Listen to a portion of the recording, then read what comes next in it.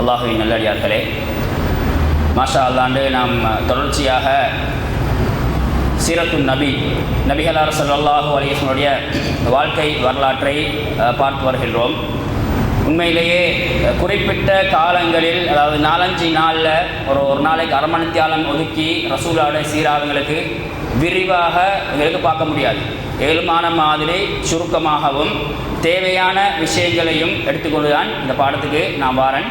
அந்த அடிப்படையில் இன்ஷா அல்லாஹ் முடியுமான அளவு நாங்கள் போவோம். எங்களுக்கு ஓடையிலாத அவசரமாக ஓடி சீரா முடிக்கிறது கட்டித்தனம் இல்லை. நாங்கள் சீராவில் படிப்பின்னு வரணும், சீராவினா நாங்கள் விளைக்கொள்ளணும், தெரிஞ்சுக்கொள்ளணும். இதான் இந்த பாடத்துடைய மிக முக்கியமான நோக்கம். அடிப்படையில் நாங்கள் இன்ஷா அல்லாஹ் முடியுமான அளவு சீராவை நாங்கள் பார்ப்போம். நேற்றைய நாள் நாங்கள் ரசூல் ஸல்லல்லாஹு அலைஹி வஸல்லம் அவங்களுக்கு இந்த வஹி ஆரம்பிக்கப்பட்டதையும், ரசூலை 3 வருஷம் மறைமுகமாக ரகசியமாக மக்கால தஅவா பிரச்சாரத்தை ஈடுபட்ட விஷயங்கள் நாங்கள் சுருக்கமாக பார்த்தோம். இன்றைக்கு இன்ஷா அல்லாஹ் தொடர்ச்சியாக நாங்கள் பார்க்கின்ற பொழுது ரசூல் ஸல்லல்லாஹு அலைஹி வஸல்லம் அவங்களுக்கு வஹி ஒவ்வொரு முறையில் ரசூலுக்கு வஹி ஒவ்வொரு முறையில் எங்களுக்கு தெரிஞ்ச முறைகளை சொல்லுவாங்க. ஒன்று அல்லாஹோட அந்த செய்தி மெசேஜ் எப்படி ஜிப்ரீல் அலைஹிஸ்ஸலாம் மூலமாக இப்போ ஜிப்ரீல் அலைஹிஸ்ஸலாம் மூலமாகவும் பல முறையில் ஒன்று அவருடைய உண்மையான ரூபத்திலேயே, ஜிப்ரீல் அலைஹிஸ்ஸலாம்ட உண்மையான ரூபத்திலேயேனா அவர் ரசூலுக்கு வஹி செய்தியை சொன்னார். ரெண்டாவது மிக முக்கியமானது, ஜிப்ரீல் அலைஹிஸ்ஸலாம் அவங்க மனுஷண்ட ரூபத்தில் வருவாங்க. யார் ரூபத்தில்? மனுஷண்ட ரூபத்தில் வருவாங்க. அதிலும் இந்த வரலாற்று எழுதக்கூடிய இந்த இமாம்கள் நிறைய சொல்கிற திஹியத்துல் கல்பி, என்ன பேர்? திஹியத்துல் கல்பி என்ற சஹாபி ஒன்று. அவருடைய ரூபத்தில் தான் ஜிப்ரீல் அலைஹிஸ்ஸலாம் அவங்க நிறைய நேரம் வருவாங்க, ரசூலுக்கு வஹியை சொல்லுவாங்கன்னு சொல்லி எங்களுக்கு சொல்லப்பட்டிருக்குது. அப்போ ரெண்டாவது முறை. மூணாவது முறை ஜிப்ரீல் அலைஹிஸ்ஸலாம் அவங்க ரசூலோட இதயத்தில் செய்தியை போட்டுருவாங்க. ஜிப்ரீல் அலைஹிஸ்ஸலாம் உள்ளத்தில் இறை செய்தியை போட்டுவிட்டு செல்வார்கள். நாலாவது முறை தான் ஜிப்ரீல் அலைஹிஸ்ஸலாம் அவங்க மணி ஓசையோட சத்தத்தோடு வருவாங்க. மணி ஓசைக்கு இந்த சத்தத்தோட வஹியை கொண்டு வருவாங்க. இது ரசூலுக்கு ஒரு பாரமாக, ரசூலுக்கு அந்த வஹியை சுமக்கிறது கஷ்டமாகுது. அடுத்த முறையும் கஷ்டம்தான். அடுத்த முறையை விட இந்த மணி ஓசையோட வார அந்த முறை சரி கஷ்டமாக இருந்ததாக ரசூல் ஸல்லல்லாஹு அலைஹி வஸல்லம் சொல்கிறார். அடுத்தது அல்லாஹ் தஆலா திரைமறை, அந்த ரசூல் ஸல்லல்லாஹு அலைஹி வஸல்லம் திரைமறைக்கு பின்னால் அல்லாஹோட பேசியது. அதோட முக்கியமாக வஹி மிக முக்கியமான செய்தான் அர்-ருய்யா ஸாதிகா, உண்மையான கனவு. நபிமார்களோட கனவு ஏன்னா வஹி. அதுக்கு மிக முக்கியமான சான்று சொல்லுவாங்க. நபி இப்ராஹிம் அலைஹிஸ்ஸலாம் அவங்க ஏன்னா இஸ்மாயில் அலைஹிஸ்ஸலாம் அவங்கள அறுத்து பலியிடுவதாக கனவுல கண்ட அல்லாஹு தஆலா சொன்ன விஷயம் கனவுல ஏன்னா நபிமார்களுக்கு வஹி. வஹி ஏன்னா ஒவ்வொரு இந்த வழிமுறையில் வந்திக்கிறத நாங்கள் கட்டாயமாக ஆரம்பமாக விளங்கிக்கிறோம். இப்போ ரசூல் ஸல்லல்லாஹு அலைஹி வஸல்லம் மக்கால பகிரங்கமாக ஓர் இறை கொள்கையை, சிலை வணக்கம் பிழை கூடாது, ஹராம் ஹலாலை எல்லாம் பிரித்து இப்படி எல்லாம் தான் நாங்கள் வாழணும், இதான் உண்மையான மனுஷன் வாழ்க்கை செட்டப், இப்படித்தான் நாங்கள் ஈக்கணும் என்று ஏன்னா நபிகளார் ஸல்லல்லாஹு அலைஹி வஸல்லம் மக்களால் பகிரங்கமாக பிரச்சாரம் செய்கிறோம். உண்மையிலேயே நாங்கள் ஒரு உண்மையை அடுத்த ஆட்களுக்கு சொல்கிற இடத்துல அல்லது அடுத்தவங்க பிழையை செஞ்சு கொண்டிருக்கிற, இது மார்க்கத்தில் மட்டுமல்ல பொதுவாகத்தான், ஒரு பிழையை செஞ்சு கொண்டிருக்கிற நேரத்தில் நாங்கள் ஓப்பனாக முகத்துக்கு முகம் நாங்கள் அது பிழை என்று சொல்கிற பொழுது பெரும்பாலும் எங்களுக்கு எதிர்ப்புகளும் பிரச்சனைகளும் தான் வரும். அப்போ இதே மாதிரி தான் நபிகளார் ஸல்லல்லாஹு அலைஹி வஸல்லம் அவங்க தஅவா பிரச்சாரத்தை ஈடுபடுகின்ற பொழுது பரம்பரையாக செஞ்சு வந்த பழக்கம், உடையில்லாத வாப்பாக்கு மேலே பரம்பரையாக செஞ்சு வந்த இந்த சிலை வணக்கத்தை விடுமாறு சொன்னால் விடுவாங்களா? விட மாட்டாங்க. இப்படி பார்த்து கொண்ட பொழுது ரசூலுடைய வளர்ச்சியும் இஸ்லாத்தை ஏற்றுக்கொள்ளக்கூடிய ஆட்களும் அப்படியே கூடிக்கொண்டு போகிறாங்க. ரசூலுடைய ஏன்னா குர்ஆன் இறங்குது, ரசூலுடைய பண்பாடு உண்மையான மார்க்கமாக இருக்கும் என்று சொல்லி நிறைய பேர் என்ன செய்கிறாங்க, ஒவ்வொரு நாளும் இஸ்லாத்தை ஏற்றுக்கொண்டே போகிறாங்க. இஸ்லாத்தில் வருகை வீதம் கூட்டிக்கொண்டே போகுது. இந்த நேரத்தில் குறைஷிகள் பார்த்தாங்க, மக்கத்தில் உள்ள காஃபிர்கள் அல்லாஹ்வின் எதிரிகள் ஒரு திட்டம் போட்டாங்க, எப்படியாவது நாங்கள் நிறுத்தத்துக்கு முதலாவதாக அவங்க எடுத்த அந்த வழிமுறை என்னாண்டால், அவங்களோட யுக்தி என்னாண்டால் ரசூலுவை கேலி செய்கிறது. ரசூலுவை ஜோக்கர் ஆக்குறாரு. அப்படித்தானே இப்போ எங்கள்கிட்டையும் ஒருத்தர் ஒரு விஷயத்தை சொல்கிற பொழுது அந்த விஷயத்தை நாங்கள் ரிஜெக்ட் பண்ணணும் என்றால், அந்த விஷயத்தை நாங்கள் புறக்கணிக்கணும் பண்ணி சொன்னால் நாங்கள் முதலாவது என்ன செய்கிற ஆளை நாங்கள் என்ன செய்கிற ஆள்ட இமேஜில் கை வைக்கிறேன். இப்படித்தானே நாங்கள் வந்து ஆளை நாங்கள் என்ன செய்கிற கீழே போட்டு மீச்சு போட்டுறேன். அது மாதிரி தான் குறைஷிகள் என்ன செஞ்சாங்க, மக்கத்தை காஃபிர்கள் என்ன செஞ்சாங்க, ரசூலுல்லாஹ் அல்லாஹ்வுடைய வேதத்தை சொல்கின்ற பொழுது, குர்ஆனை சொல்ல வருகின்ற பொழுது, ஓரிரை கொள்கையை சொல்ல வருகின்ற பொழுது என்ன செஞ்சாங்க, ரசூலுல்லாஹ்வுடைய இமேஜில் கை வச்சாங்க. நீ பொய்யன், நீ சூனியக்காரன் என்று சொல்லி ஏன்னா ஜோக் அடிக்கிறதும் சிரிக்கிறதும் நகைச்சுவரன்ற பேர் பேசி பாரு முகமது இப்படி எல்லாம் சொல்கிற புதிய விஷயம் சொல்கிற இதெல்லாம் நம்பிடுமா அப்படி இப்படி என்று சொல்லி என்ன செஞ்சாங்க, ரசூலுல்லாஹ்வுடைய அந்த மனோநிலையை வந்து அவங்க இந்த உள்ளத்தில் டச் பண்ணாங்க. அப்போ இந்த நேரத்துல எல்லாம் நாங்கள் விளங்குன ஒரு விஷயம்தான், அவங்களோட அந்த பேச்சுக்கள் எடுபடலை. அவங்களோட பேச்சுக்களும் அவங்களோட அந்த சிறுபூட்டுகளும் பொய்ப்பித்தலும் எடுபடலை. ஏன் என்றால் அந்தந்த டைமுக்கு ரசூலுல்லாஹ் பொய்யன் என்று சொல்கின்ற பொழுது அல்லாஹ் தஆலா அதுக்கு எதிராகவே குர்ஆன்ல நீங்கள் பொய்யன் இல்லை, நீங்கள் உண்மையைத்தான் சொல்கிறேன்னு சொல்லி குர்ஆன் வசனம் இறக்கிடுவான். நீங்கள் சூனியக்காரன் சொல்ல கொண்டதே சூனியக்காரன் இல்லை, நீங்கள் உண்மையைத்தான் சொல்கிறேன்னு சொல்லி அல்லாஹ் தஆலா அவங்க ஒவ்வொரு வாதத்தை வைக்கின்ற பொழுதும் அல்லாஹ் தஆலா என்ன செய்வான், அந்த உடனே வஹி அறிவிச்சு இதெல்லாம் பொய் இதெல்லாம் இல்லை, நீங்கள் உண்மையான அல்லாஹ்வுடைய தூதர் தான் என்று சொல்லி அல்லாஹ் தஆலா என்ன செய்வான், அடிக்க அந்த குர்ஆன் வசனங்களை இறக்கிடுவான். அதில் மிக முக்கியமானதான் அவங்க சொன்னாங்க, யா அய்யுஹல்லதி நுஸில அலைஹி திக்ர் இன்னக லமஜ்னூன். அவங்க சொன்னாங்க, காஃபிர்கள் சொன்னாங்க, நீங்கள் வஹிவார்னு சொல்கிறீங்க, ஆனால் நீங்கள் என்ன பைத்தியக்காரன், நீங்கள்னா பைத்தியக்காரன். உண்மையிலேயே நாங்கள் ஒரு விஷயத்தை சொல்ல போய்த்து ஒரு உண்மையான விஷயம் எங்களோட வாழ்க்கை எடுத்துக்கொள்வோமே, எங்களோட வாழ்க்கையில் நாங்கள் ஒரு உண்மையை சொல்ல போய்த்து ஒரு ஹக்கை சொல்ல போய்த்து எங்களை பைத்தியக்காரன் என்று சொன்னால், எங்களை வந்து இழிவான் என்று சொன்னால், எங்களோட ஜோக் அடித்தால், எங்களோட பேச்சை கணக்கெடுக்காட்டி எங்களோட மனநிலைமை பிடிக்கும், நாங்கள் எவ்வளோ கவலைப்படுவோம், நாங்கள் எவ்வளோ யோசிப்போம். ரசூலுல்லாஹ் பொறுமையாகிட்டாங்க. பொறுமைக்கு மிக முக்கியமான காரணம் தான் அல்லாஹ்வுடைய வஹி, வேறொன்றுமே இல்லை. ரசூலோட பொறுமைக்கு மிக முக்கியமான காரணம் தான் அல்லாஹ்வுடைய வஹி. அல்லாஹ் தஆலா குர்ஆன்ல சொல்ற, வலகத் நஅலமு அன்னக யதீகு ஸதுருக் பிமா யகூலூன். அவங்க உங்களுக்கு என்ன சொல்கிறத வச்சு, அவங்க உங்களை ஜோக் அடிக்கிறத வச்சு, உங்களை போய் பிடிக்கிறத வச்சு, உங்களுக்கு என்ன இந்த அஃபண்டம் சுமத்துற வச்சு உங்களோட உள்ளம் என்ன இருக்குது, நீங்கள் கஷ்டப்படுறீங்க. ஆனால் என்ன நாங்கள் உங்களுக்கு ராகத்தை தாரோம், உங்களுக்கு அமைதியை தாரோம், பொறுமையை தாரோம் என்று அல்லாஹ் தஆலா குர்ஆன்ல ரசூலுல்லாஹ்க்கு அமைதியை பொறுமையை கொடுத்த ஒவ்வொரு வசனத்தையும் நாங்கள் பார்க்குறோம். அடுத்தது வந்து மிக முக்கியமாக தான் அவங்க சந்தேகங்களை கொள்வது. ரசூலோட தஅவத்து போகாமிப்பதற்காக வேண்டி இரண்டாவது சந்தேகங்கள். இது ரசூலுல்லாஹ்க்கு வரதல்ல. ரசூல் என்ன செய்கிறாரு, ராவைக்கு ஒரு இடத்துக்கு போய்த்து ஒரு மனுஷன் தீந்து இந்த மெசேஜ் எடுத்துட்டு வராரு. இவங்களுக்குள்ள பிரச்சனை என்னென்றால் ரசூலுல்லாஹ்வுடைய நல்ல பண்புகளோ, ரசூலோட நல்ல பண்பு என்பது ஒரு பிரச்சனை. இவங்களுக்கு மிக பிரச்சனையாக இருந்தது ரசூலை எப்படி பேசுகிறேன், ரசூலுடைய பேச்சு. இது ஒரு மனுஷனுக்கு பேசலாம், ஒரு கவிதையும் இல்லை, சூனியக்காரன் பேசுகிற பேச்சும் இல்லை, பைத்தியக்காரன் பேசுகிற பேச்சும் இல்லை, ஒரு மனுஷன் பேசுகிற பேச்சும் இல்லை. இதான் இவங்களுக்குள்ள பிரச்சனை. இவங்களுக்கு நிறைய பேருக்கே தெரியும் இது அல்லாஹ்வுடைய வஹிதான், இது ரசூலுல்லாஹ் பேசுறதில்ல, ரசூலுல்லாஹ் ஏதோ ஒரு வித்தியாசம் இருக்குது, ஒரு மாற்றம் நடக்குதுன்னு நிறைய பேருக்கு தெரியும். நான் ஆரம்பத்தில் சொன்ன மாதிரி அபூ தாலிப் இவங்க வந்து இஸ்லாத்தை ஏற்றுக்கொள்ளாமைக்கிறதுக்கு மிக முக்கியமான காரணம் என்ன, அவங்க பின்பற்றி வந்த அந்த மார்க்கத்தை அந்த கொள்கை அவங்களுக்கு உடத்துக்கு மனசு இல்லை. அவங்கள்ட்ட தான் வரட்டு கௌரவமாகிக்கலாம், பெருமையாகிக்கலாம், ஏன்னா நான் விட்டுட்டால் என்ன பரம்பரை என் குடும்பம் என்ன பேசுவாங்கன்னு அந்த கேள்விக்கு பயந்ததாகிக்கலாம். இப்படின்னா இவங்க உண்மையை தெரிஞ்சிருந்தும் என்ன முகமது நபிட்டு ஏதோ வித்தியாசம் உண்டு, முகமது ஏதாவது வித்தியாசம் ஒரு மெசேஜ் வருது என்று தெரிஞ்சிருந்தும் அவங்க ஏற்றுக்கொள்றதுக்கு மறுத்தாங்க. அப்போ என்ன செஞ்சாங்க என்றால் சந்தேகங்களை போடுறது, இவருக்கு ஷைத்தான் அல்லது ஜின்னனா மெசேஜை கொண்டு போடுறது, இப்படியெல்லாம் என்ன ஒவ்வொரு விஷயங்களாக இவங்க என்ன செய்ய ரசூலுல்லாஹ்வுடைய தஅவத்தை தடுப்பதற்காக வேண்டி நிறைய உத்திகளை பயன்படுத்தினாங்க. அதில் மிக முக்கியமான விஷயம் தான் இதெல்லாம் தாண்டி வந்துட்டு ரசூலுல்லாஹ்வுடைய இமேஜில் கை வைக்கிற அல்லாஹ் என்ன ஒரு இறை தூதரை அனாதைக்கு கொடுக்க வேணுமா? ரசூலுல்லாஹ் யாரை? அனாதை. அல்லாஹ்வுடைய இறை தூதரை அல்லாஹ் ஒரு அனாதைக்கு கொடுக்க வேண்டுமாண்டு இப்படியெல்லாம் ஏன்னா ரசூலுல்லாஹ்வுக்கு வந்து கொலை சுமத்தினாங்க. அப்போ நாங்கள் இதிலிருந்து விளங்கக்கூடிய விஷயம் என்னென்றால், இப்போ எங்களோட சமூகத்திலையும் அனாதைகள் இருப்பாங்க, பாப்பா இல்லாத பிள்ளைகள் இருப்பாங்க. இவங்கெல்லாம் சமூகத்தில் இழிவானவர்கள் அல்ல, இவங்களெல்லாம் நாங்கள் ஒதுக்கணுமெண்டு நாங்கள் ஒரு நாள் நினைக்கப்படாது. உண்மையிலேயே இந்த ரசூலுடைய சீராக படிக்கின்ற பொழுது அனாதைகள் வந்து அடுத்தவர்களை விட முக்கியமானவர்கள் என்பதை நாங்கள் விளங்கணும்.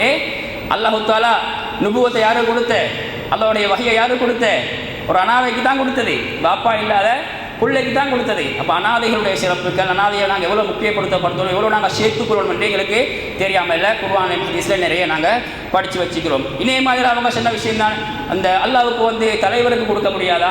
சும்மா இந்த இன்றைக்கு நேற்று வளர்ந்த ஒருத்தருக்கு தான் இந்த நுபுவத்தை கொடுத்திருக்கிற குறைஷிகளில் மக்கால பெரிய பெரிய தலைவர்கள் இருக்கிற, படைத்தலைவர்கள் இருக்கிற, அரசியலில் பெரிய தலைவர்கள் இருக்கிற, பணக்காரர்கள் இருக்கிற, வசதி உள்ளவர்கள் இருக்கிற, இவங்களுக்கெல்லாம் கொடுக்க முடியுமா என்று சொல்லி ஏன்னா அவங்க ஒவ்வொரு கேள்வி கேட்டாங்க. அல்லாஹு தாலா உடனே அவங்களுக்கு பதில் சொல்கிறேன். அல்லாஹ் நான் சொல்கிறேன், வஹும் யுக்ஸிமூன ரஹ்மத ரப்பிக், அவங்க வந்து என்ன செய்கிறாங்க, அல்லாஹ்ட ரஹ்மத் அல்லாஹ் கொடுத்த வகையை வந்து இன்னாரு கொடுக்கலுமே பங்கு பிரிக்கிறாங்க. ஆனால் பங்கு பிரிக்கிற அந்த அதிகாரம் யாருக்கு இருக்குது? அல்லாட வகையை கொடுக்கக்கூடிய அந்த அதிகாரமும் விருப்பமும் யாருக்கு இருக்குது? படைச்ச ரப்புக்கு மட்டும்தான் நீக்கிறேன் என்பதாக அவங்களோட ஒவ்வொரு அந்த யுக்தியையும் அல்லாஹு தாலா குர்ஆனின் மூலமாகவே நபி அவர்களுக்கு மூலமாக சொல்லிக் கொடுத்து உடைச்ச சம்பவங்களை எல்லாம் நாங்கள் பார்க்குறோம். இப்படி நிறைய விஷயங்கள் நாங்கள் பார்க்குறோம். ஒரு முறை நல்தர் இப்னு ஹாரிஸ், முக்கியமான ஒரு சம்பவம். நல்தர் இப்னு ஹாரிஸ் என்று சொல்லப்படக்கூடிய ஒரு அல்லாஹ்வின் எதிரி. இவர் ஷாம், பாரசீகம் போன்ற நாட்டுகளுக்கெல்லாம் பயணம் போகக்கூடியது. அங்கே போகணுன்னு சொன்னால் இவர் என்ன செய்வார், அந்த நாட்டில் இருக்கிற வித்தியாசமான சம்பவங்கள், கதைகளை படிச்சுட்டு வருவார். என்ன செய்வார், சம்பவங்களை கதைகளை படிச்சுட்டு வருவார். படிச்சுட்டு வந்துட்டு இவர் என்ன செய்வார்னால், ரசூல்லா வந்து என்ன ரசூல்லா சொல்கிறத கீழ்மட்டத்துக்கு போடணுன்றதுக்காக வேண்டி ரசூல்லா மார்க்கத்தை அந்த அல்லாஹ்ட குர்ஆன மக்களுக்கு சொல்கின்ற பொழுது இவர் பின்னுக்கு நின்று கொள்வார். இவர் பின்னுக்கு கையை கட்டி நின்று கொண்டு எல்லாம் முடிஞ்சதுக்கு பிறகு இவர் என்ன செய்வார் என்றால், முகம்மதே நீங்கள் பேசுகிறதை விட சிறந்த செய்தி என்னட்டு ஷாம், பாரசீகம் அங்கே அவர் கேட்டுட்டு வந்த விஷயங்களை எல்லாம் மக்களுக்கு சொல்லுவாங்க. ஆனால் அந்த விஷயம் ஒன்றும் மக்கள்கிட்ட ஈடுபடலை. ஏனால் குர்ஆன் அந்த அளவுக்கு பவர்ஃபுல். குர்ஆன் வந்து அந்த அளவுக்கு மக்கள்கிட்ட மத்தியில் வந்து நிறைய என்ன ஆழமாக பதிந்த, நிறைய கவரக்கூடிய, அதை கேட்டாலேயே என்ன கவரக்கூடிய அளவுக்கு குர்ஆன் ஒரு ஒரு ஒரு அற்புதத்திலும் மிகப்பெரிய அற்புதம் என்று நாங்கள் விளங்கி வச்சுக்கிறோம். நல்தர் இப்னு ஹாரிஸ் இன்னும் என்ன செய்வார் என்று சொன்னால், இஸ்லாத்தை ஏக்கத்துக்கு கொஞ்சம் பேர் முன்னுக்கு வாரமாய் வழங்கினார். இவர் இஸ்லாத்துக்கு போய்த்துடுவார் என்று யாராவது ஒருத்தர் சமூகத்தில் அவங்க அடையாளம் கண்டுன்னு சொன்னால் என்ன செய்வார் என்றால், அழகான பாடலை பாடக்கூடிய பாடகிகளை கொண்டு வந்து மதுபானத்தை கொடுத்து இந்த வேறு விஷயங்களை சொன்னால் தானே கேட்க மாட்டாங்க. சரி, உலகத்தை ஆசை காட்டி, மதுவை ஆசை காட்டி, பெண்ணை ஆசை காட்டி என்ன செய்வாங்க, அவங்கள அந்த இஸ்லாத்தை வாரத்தை விட்டு டைவர்ட் பண்ணுவாங்க வேலையை. இப்படி இந்த குறைஷிகள், அந்த காஃபிர்கள் செஞ்ச சம்பவங்கள் எல்லாம் வரலாற்றை பதியப்பட்டிருக்குது. ரைட், இது முதலாவது கட்டம். இது வந்து என்ன இஸ்லாத்தை எதிர்ப்பதற்காக வேண்டி அவங்க எடுத்த முதலாவது கட்டம். ரெண்டாவது கட்டம், இதெல்லாம் சரி வரல, இதெல்லாம் அவங்கள்ட்ட எடுபடலை. இவங்கெல்லாம் நிறைய செஞ்சு பார்த்தாங்க, ஆனால் இஸ்லாத்தில் வளர்ச்சி குறையலை. ரசூல்லாவோட பாட்டை தவா செஞ்சு கொண்டிருந்தாங்க, மக்கள் இஸ்லாத்தை ஏற்றுக்கொண்டிருந்தாங்க, இஸ்லாத்தை பின்பற்றி கொண்டிருந்தாங்க. இப்படியே போகிற பொழுது அடுத்த கட்டம், ரெண்டாவது கட்டம் என்ன செய்கிற, என்ன ஒன்று ஏசி பார்க்குற, அல்லது ஒருத்தர் வந்து நாங்கள் குற்றம் சுமத்தி பார்க்குற, பொய்யன்னு சொல்லி பார்க்குற, அப்படி இல்லாட்ட ரெண்டாவது கட்டம்னா கை வைக்கிற. ரெண்டாவது கட்டம்னா கை வைக்கிறார். இவங்களுக்கு உண்மையிலே வந்து ரசூல்லா மீதும் சில சஹாபாக்கள் மீதும் கை வைக்கலாம். கை வச்சால் ரசூலோட பரம்பரை பெருசி.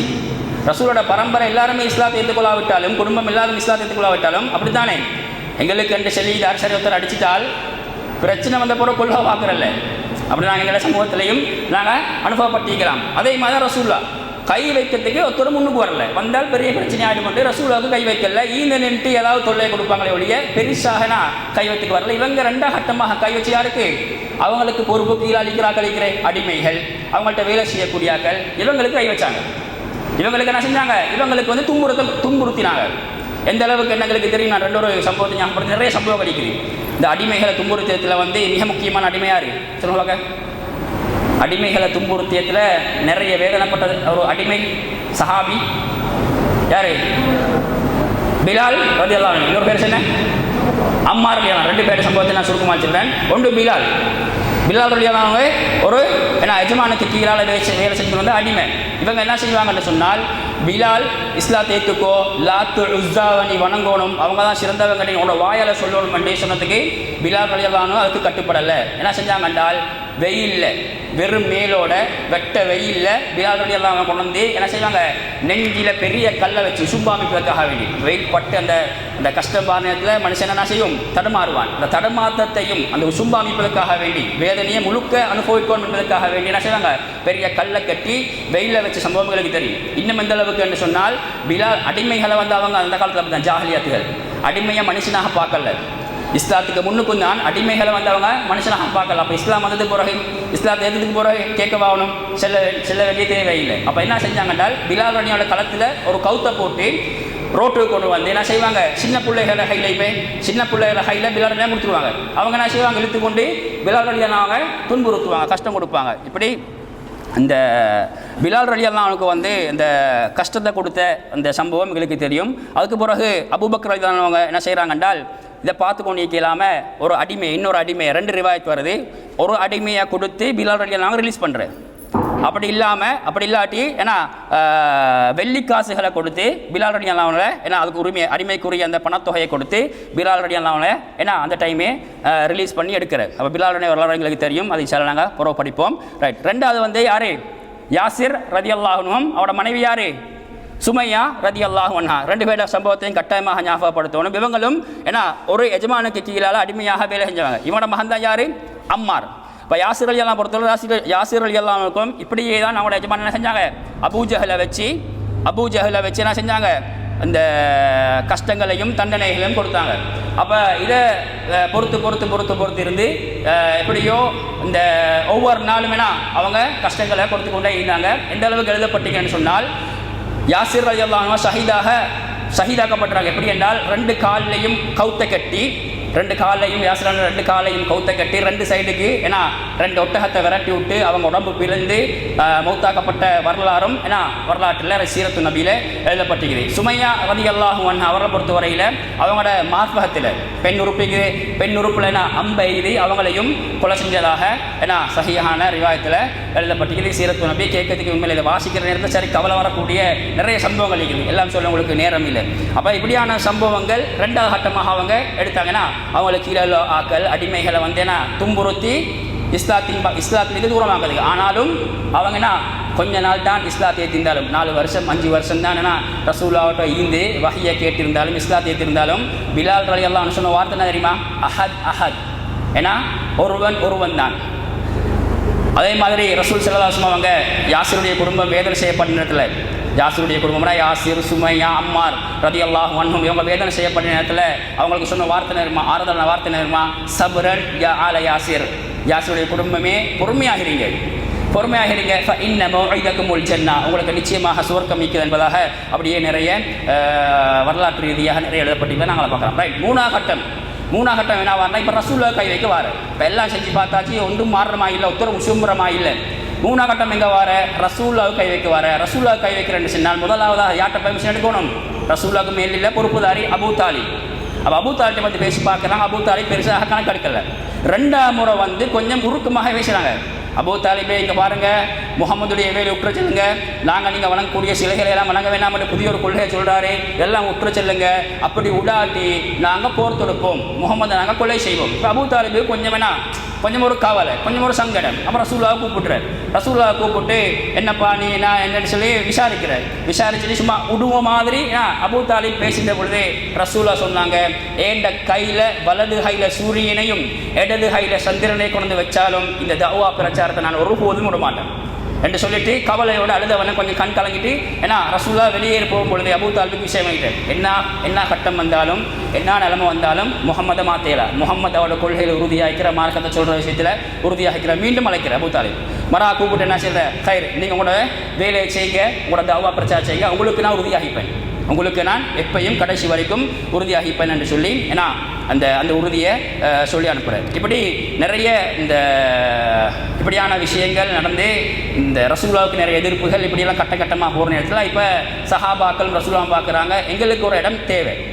பொதுவாக ரசூலுல்லாஹ்வுக்கு நுபுவத்து கிடைச்சதுக்கு பிறகு நபிகள் ஸல்லல்லாஹு அலைஹி வஸல்லம் அவங்க ஹரத்துக்கு போய்த்து காபத்துல்லாஹ்க்கு போய் தான் தொழுவாங்க. காபத்துல்லாஹ் தொழுவாங்க, வந்து எதிர்ப்புகள் வரும், ஏச்சுக்கள் வரும், பேச்சுக்கள் வரும். இதில் மிக முக்கியமான விஷயம் தான், ஒரு முறை அபூ ஜஹல் இந்த சபையில் காபத்துல்லாஹ் ஓப்பன் ஆகி இப்படி அவங்க பேசி கொண்டிருப்பாங்க, ரசூலுல்லாஹ் தொழுது கொண்டிருப்பாங்க. ரசூலுல்லாஹ் சத்தம் போட்டு தான் குர்ஆனெல்லாம் ஓதுவாங்க, அதெல்லாம் காதுக்கு விடும் இடத்துல சிலாக்கள் வந்து இஸ்லாத்தை பற்றி நல்லா நம்பிச்சு கொள்வாங்க, சிலாக்கள் இஸ்லாத்தை ஏற்றுக்கொள்வாங்க.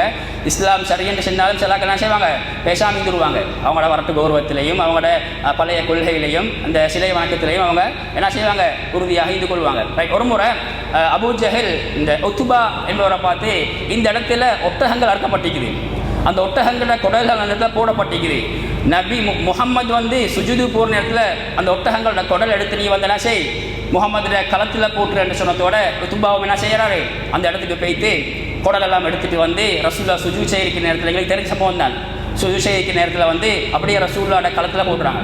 ரசூலுல்லாஹ் களத்தில் போட்டால் கொடல் பெரிய எல்மி கொள்கை ரசூலுல்லாஹ் அவ்வளோக்கு ஒரு பாரம் இந்த ஹதீஸ் அறிவிக்கக்கூடிய இப்னு மஸ்ஊத் அவர் சொல்றாரு, எனக்கு ஒரு தைரியம் நிக்கலை, எனக்கு ஒரு சக்திகள். ஏண்டால் அவர் சின்ன பொடியன், அவருக்கு போய் அதை செய்யலை, அவர் அடித்து விரட்டிடுவாங்க.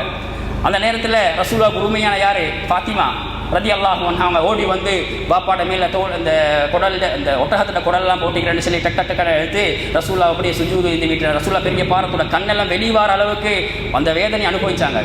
அப்போ இப்படியான இந்த ரசூல் ஸல்லல்லாஹு அலைஹி வஸல்லம் அவங்களுக்கு முடியுமான அளவு, பெரிய அண்ட் இல்லை முடியுமான அளவு, ஏன்னா அவங்க ஏழுமான மாதிரி சந்தர்ப்பம் கிடைக்கிற மாதிரி ரசூலுல்லாஹ்க்குன்னா அவங்க நோவினைகளையும் கஷ்டங்களையும் கொடுத்து கொண்டு நாங்கள் பார்க்குறோம். இப்போ இப்படியே கஷ்டங்கள் கூடிக்கொண்டு போகிற நேரத்தில் இதை பார்த்துட்டு இப்போ சஹாபாக்கள் முடிவுக்கு வரேன்னா நாங்கள் ஒரு இடத்துக்கு நாங்கள் ஆகுவோம்.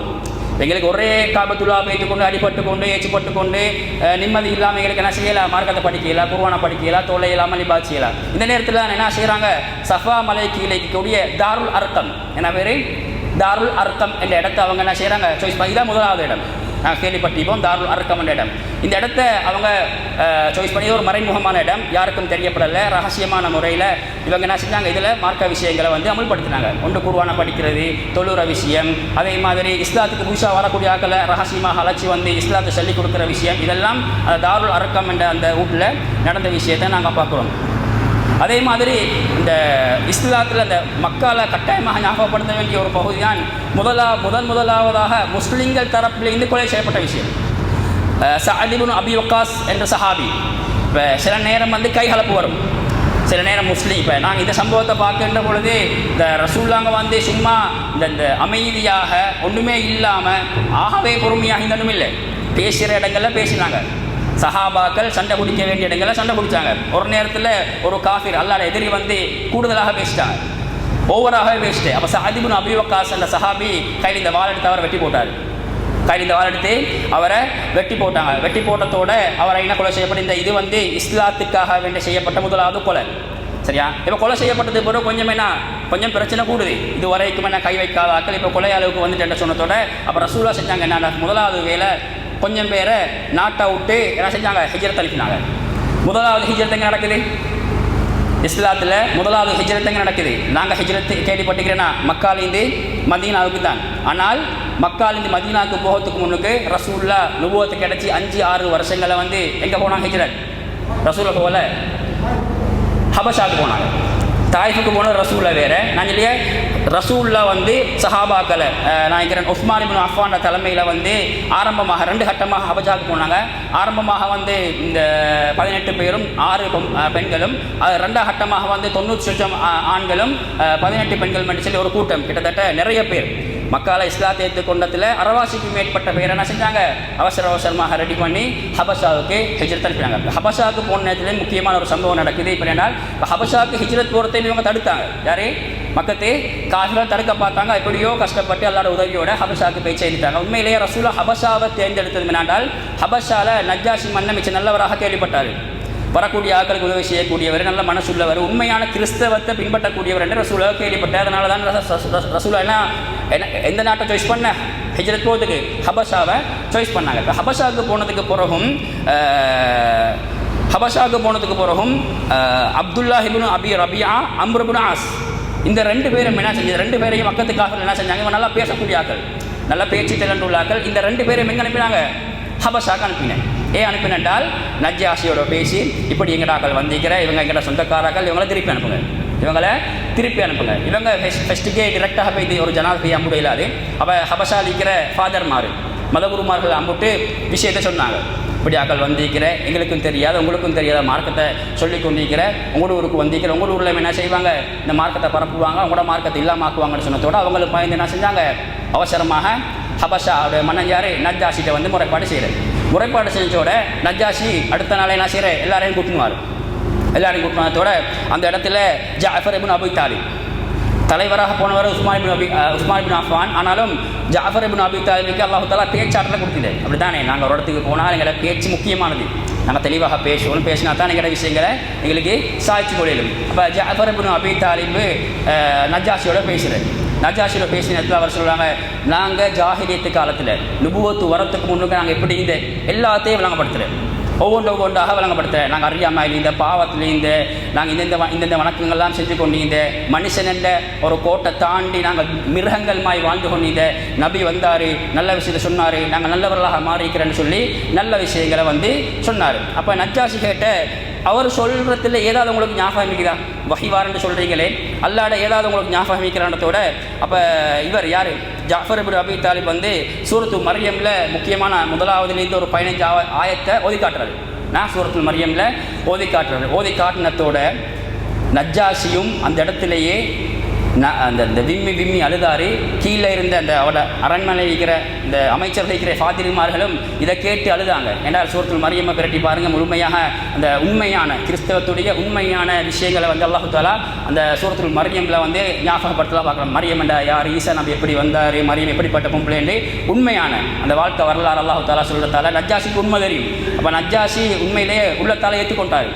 உண்மையான விஷயம் தாண்டி உள்ளத்தால் ஏற்றுக்கொண்டு வந்த 2 பேருக்கு சொன்னாங்க. அவங்க வார நேரத்தில் பெரிய பெரிய இந்த கிஃப்டெல்லாம் எடுத்துன்னு வந்தாங்க. அப்படித்தானே நாங்கள் ஒரு விஷயத்தை சாதிக்கணும்னு சொன்னால் என்ன செய்கிற பெருமதியான கிஃப்ட்டுகள் பரிசுகள் எல்லாத்தையுமே கொண்டு போனால் நஜ்ஜாஷி நாங்கள் கொண்டு வந்து எல்லாத்தையும் நீங்கள் திருப்பி எடுத்துகிட்டு போங்க. இவங்க ஏண்ட கண்ட்ரோல் நிற்பாங்க. இவங்க விரும்பும் வரைக்கும், இவங்க கடைசி வரைக்கும் இங்கேயே சுதந்திரமாக எந்த பிரச்சனையும் இல்லாமல் நான் இவங்களை வாழ வைப்பேன் என்று நஜ்ஜாஷி அவங்கள என்ன செஞ்சாங்க, திருப்பி அனுப்பின சம்பவத்தையும் நாங்கள் கட்டாயமாக சீரத்து நபியில் கட்டாயமாக விளங்கிக் கொள்ள வேண்டும். அடுத்ததாக இப்படி இந்த ஹபஷாவுக்கு போன விஷயமும் சக்ஸஸ் ஆகலை. ஹபஷாவுக்கு போன விஷயமும் சக்ஸஸ் ஆகலை. இப்போ ஆத்திரத்துக்கு மேலே ஆத்திரம், கோபத்துக்கு மேலே கோபம். இப்போ பிரச்சனை இன்னும் கூடி இருந்த கொஞ்சம் பேருக்கும் நிறைய தொந்தரவு ஆயிட்டுது. இருந்த கொஞ்சம் பேருக்கும் நிறைய பிரச்சனை ஆகிடுது. அல்லாஹ் லேசானவன் அல்ல. அல்லாஹ் எப்பயும் அந்த பிரச்சனை ஒன்று வாரும் பொழுது அந்த பிரச்சனைக்கு தீர்வை கொடுப்பாங்க. இந்த தீர்வில் மிக முக்கியமான தீர்வு தான் நான் 2 சம்பவத்தை அந்த சுருக்கமாக சொல்லி நான் முடிச்சுக்கொள்கிறேன். 2 மிக முக்கியமான விஷயங்கள் என்ன நடக்குது? ரசூலோட நுபுவத்து 5ஆம் வருஷம் அல்லது 6ஆம் வருஷம் இந்த பிரச்சனைக்கு மேலே பிரச்சனை வருகின்ற பொழுது 2 சந்தோஷங்கள் அல்லாஹ் தஆலா கொடுக்குறார். 2 பேர் இஸ்லாத்துக்கு வார சந்தோஷம்னா 2 பேர் இஸ்லாத்துக்கு வார. அதில் முதலாவதாக யார்? ரசூலோட ஷாச்சாட மகன்.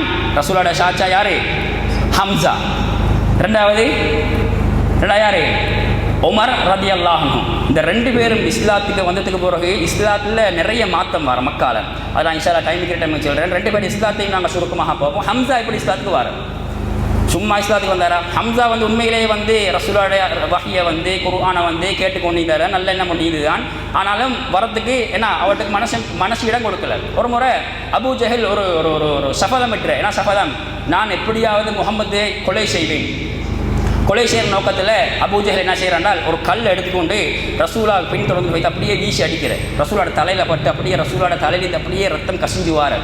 இதை ஒரு அடிமை பார்த்து கொண்டு இந்த ஹம்சாவோட ஒரு பழக்கம் மிக்க ஹம்சா ரலியல்லாஹுவோட பழக்கம் மிக்க வேட்டைக்கு போவார்.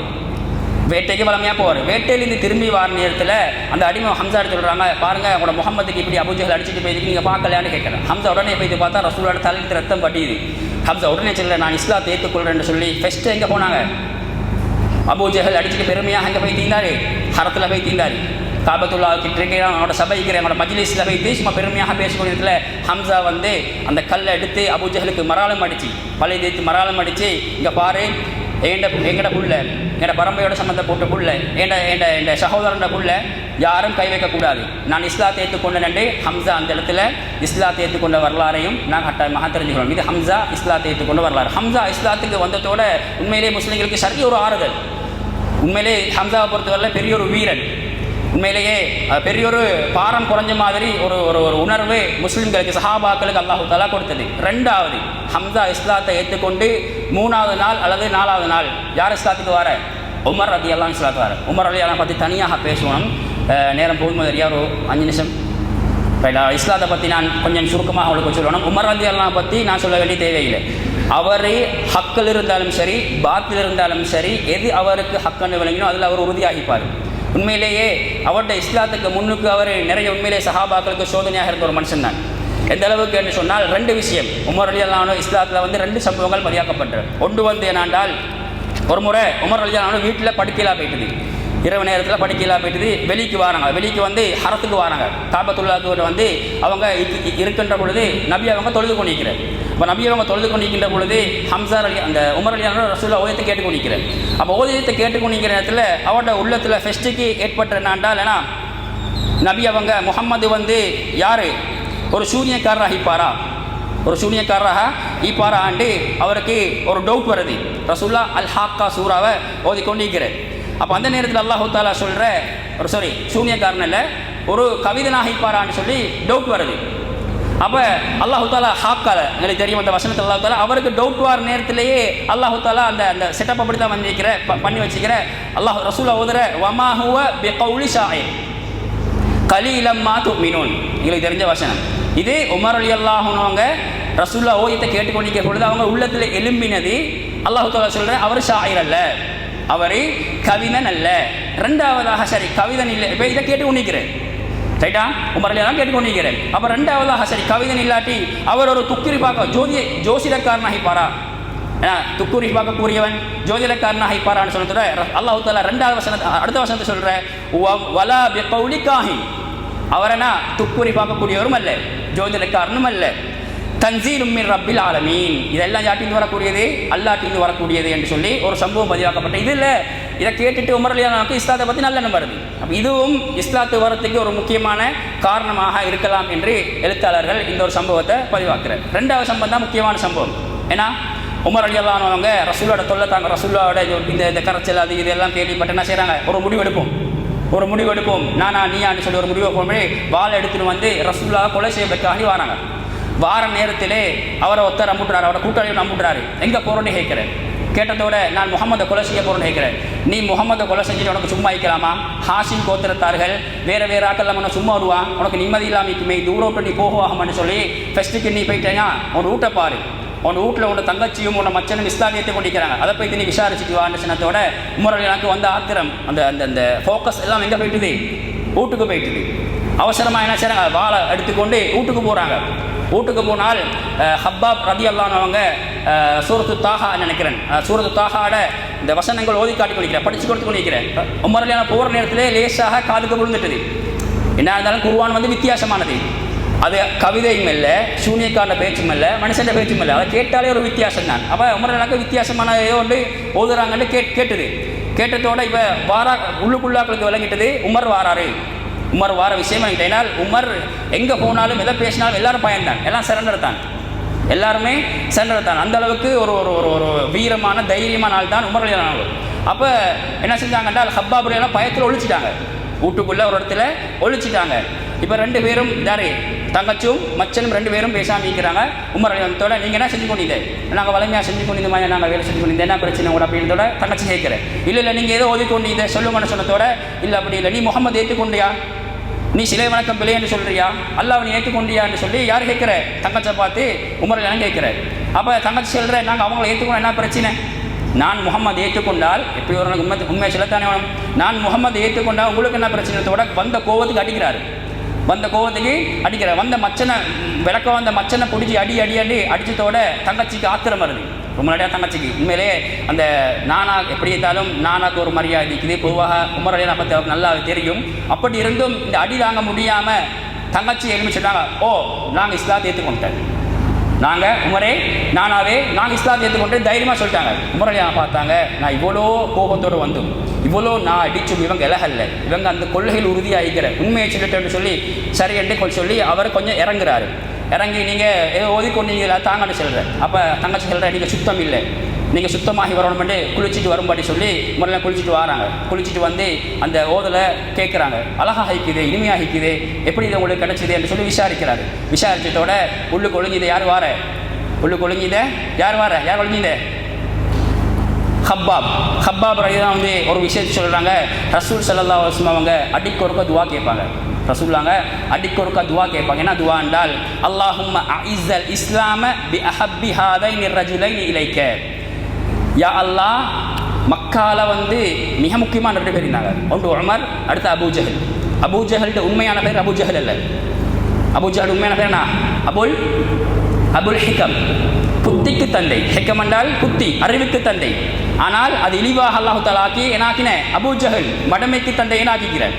அப்போ ரசூலுல்லாஹ் துவா கேட்டாங்க, யா அல்லாஹ் எப்போ சரி ஒரு நாள் இந்த ரெண்டு பேரில் ஒத்தரை உனக்கு விரும்ப வச்சு இஸ்லாத்தின் பக்கம் ரெண்டாவது ஒருத்தர் எனக்கு நீ ஆக்கி தந்துரெண்டு ரசூல் அடிக்கிறக்கு துவா செய்வாங்க. இந்த செய்தியை ஹப்பாப் ரலியல்லாஹு அன்ஹு வீட்டில் ஒழிச்சு வந்து சொல்கிறாங்க, உமரே இந்த துவா அல்லாஹ் ஏற்றுக்கொள்ளப்பட்ட அல்லா இடத்துல அபூ ஜஹலை விட நீங்கள் சிறப்பானவராக நீங்கள் மாறிட்ட என்று சொல்லி இஸ்லாத்தை ஏற்று தருணத்தில் வந்தேன்னா ஹப்பாப் ரலியல்லாஹு இந்த செய்தியை சொல்கிறாங்க. இப்போ உமரில் என்ன செய்கிறாங்க, எல்லாத்தையும் எடுத்துக்கொண்டு யார்ட்ட போகிறப்ப இதை வாழையும் எடுத்துக்கொண்டு எங்கே போகிறாங்க, ரசூல்லா சந்திக்கிறதுக்கு போகிறாங்க. எங்கே இருக்கிற தாருல் அர்கமுக்கு போகிறாங்க. போகிற நேரத்தில் வந்து அங்கே ஹம்சா சஹாபா கிளம்பிக்கிற கதவு தட்டப்படுது.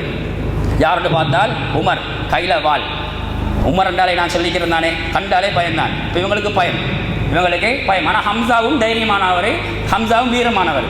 அப்போ ஹம்சா என்னாரு, நல்ல நோக்கத்தில் வந்தீங்கன்னால் நலவாக நாங்கள் எடுத்துக்கொள்வோம், கெட்ட நோக்கத்தில் வந்தீங்கன்னா நாங்கள் என்ன செய்வோம், நாங்களும் அவரோட யுத்தம் செய்வோம், போராடுவோம்னு சொல்லிட்டு தொடர்ந்து எங்கள் முகமது கேட்கிறார், எங்கள் நபியை கேட்கிறார். ரசூல்லாக்கு அந்த நேரம் வஹி வந்து கொண்டிருக்கிற நேரம், வஹி வந்து முடிச்சுட்டு போகிற ரசூல்லா பாருங்க, தைரியத்தை பாருங்க. உமரோட அவ்வளோக்கு க்ளோஸ், அந்த டைமே க்ளோஸ் தான். அந்த நுபுவத்து வரத்துக்கு முன்னுக்கே உமரை தெரியும். உமர்கிட்ட சட்டையை பிடிச்சி, உமரை உனக்கு என்ன நடந்தது, ஏன் நீ இஸ்லாத்தை ஏற்றுக்கொள்ள அமைக்கிற, ஏன் நீ என்ன நபியா ஏற்றுக்கொள்ள அமைக்கிறதோட அஷ்ஹது அல்லா இலாஹ இல்லல்லாஹ் வ அன்னக ரசூலுல்லாஹ்ன்றே உமர் ரலியல்லாஹு அவங்க இஸ்லாத்தை ஏற்றுக்கொள்கிறாங்க. எல்லாருமே அந்த இடத்துல இந்த எல்லாருமே அல்லாஹ் அக்பர் என்றே சத்தம் போடுறாங்க. அந்த அளவுக்கு உமர் இஸ்லாத்துக்கு வந்தது என்பது பெரிய ஒரு சந்தோஷம். பெரிய இழப்புக்கு மத்தியில், பெரிய பிரச்சனைக்கு மத்தியில் இருக்கிற நேரத்தில் இந்த உமர் இஸ்லாத்துக்கு வாரத்தை உண்மையில இதை வாசிக்கிற நேரத்தில் மெய்யெல்லாம் புளிக்கிறது. அடே இப்படி எல்லாம் ஈக்குதே என்று சொல்லி, இப்படியெல்லாம் ஒரு சந்தோஷம், கஷ்டத்துக்கு மேல் ஒரு சந்தோஷம் என்று இருக்கிறதுல எல்லாருமே சத்தம் போட்டு அல்லாஹ் அக்பர்னு சொல்கிற உமர் ரலியல்லாஹு இஸ்லாத்தை ஏற்றுட்டு முதலாவது செஞ்சவர் என்ன தெரியுமா, அபூ ஜஹலை போய் சந்தித்தார். இஸ்லாத்தில் மிக முக்கியமான எதிரி, ரசூலுக்கு நிறைய தொல்லை கொடுத்த எதிரி அபூ ஜஹல். அபூ ஜஹலை போய் சந்தித்தாங்க. சொன்னாங்க, நான் இஸ்லாத்தை ஏற்றுக்கொண்டு விட்டேன், இதுக்கு பிறகு யாரும் முகமது கை வைக்கக்கூடாது, யாரும் முகமதுக்கோ சஹாபாக்களுக்கோ கை வைக்கக்கூடாது. உமர் இஸ்லாத்துக்கு பிறகு நிறைய விஷயங்கள் நடந்த, நான் உங்களுக்கு சுருக்கமாக சொல்லிக்கிற நேரம் முடிச்சுட்டுது. ஒரு விஷயம், உமர் ரலியல்லாஹு ஒரு முக்கியமான பேர் இருக்குது, உமர் ஃபாரூக். என்ன பேர், உமர் இப்னு ஹத்தாப் தான், ஆனால் அவருக்கு மிக முக்கியமான சிறப்பு பெயர் ஃபாரூக்.